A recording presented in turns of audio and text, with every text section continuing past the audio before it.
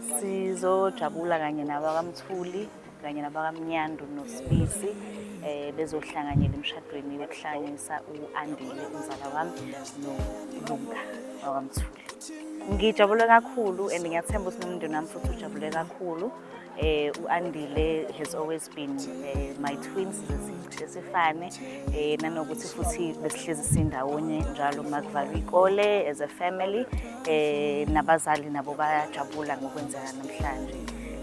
Siyababongela sibabonile sibabona kancane kancane mabesivakashela Richards Bay empangeni behamba bobabili sababona bekhula bezwana bengahlukani njalo. So siyabonga sizolafika lo suku.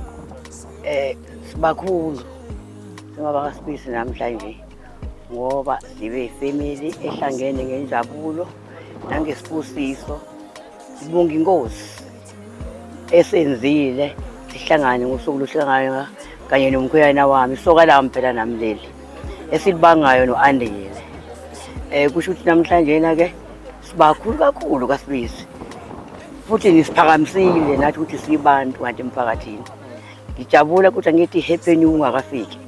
Umakoti wami ngingenisa ukuphelele la emagcikini akomthuli.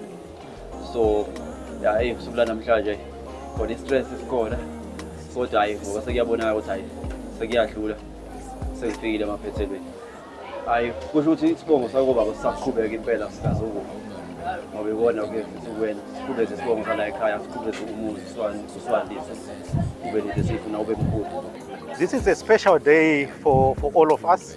We have known Lunga for quite some time, but also we have experienced some special moments with Lunga. So today we have got colleagues, some from Scotland, that have just come specifically to be part of this event. We also have some colleagues from our Ilovo Sugar South Africa businesses that are also here just to support Lunga and to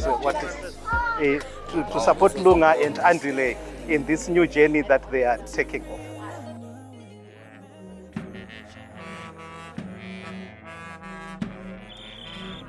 Ngibafisela a new journey filled with happiness, more friendship, more love, more respect, honoring and respecting each other. Bangakhohlwa ukukhulekelana nokufiselana okuhle, ukubuzana ifiso nokufezisisana ifiso zabo. Baqhubeke njalo bathandane, and may the Lord bless them with happiness and more children if they fisa kanjalo. Prosperity in everything they touch. My message to them, I think, is very simple. On paper, it looks simple, but it's a journey that you have to endure. You have to constantly choose happiness. You know, you constantly have to choose or to prioritize each one of you, learning to forgive and moving forward. So to them, I just say congratulations. And we are here as a family, as colleagues, as partners, to wish them well and all the best in the years to come as they move in this journey. Supporting ithola impela nje la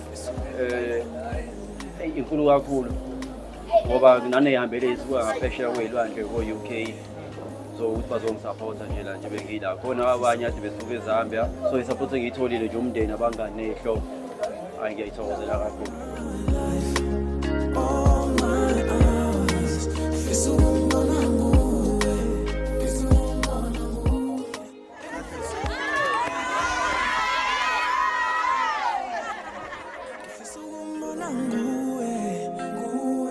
Wahamba njengogogo endleleni yokuthi uqala ukuhlakanipha umsaba uNkulunkulu, uqala ukuhlakanipha ngomsaba umzali. Ungakho kunje namhlanje kwenza uJesu unyazi wezulu. Uthi ngithi hayi namhlanje ngiphakeme nami ngimkhulu njengabanye ngihlale ngibabuka ku-TV.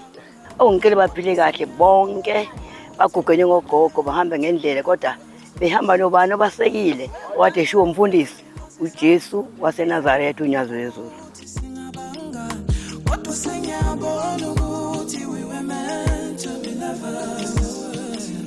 I think my friends are friends, lovers are lovers.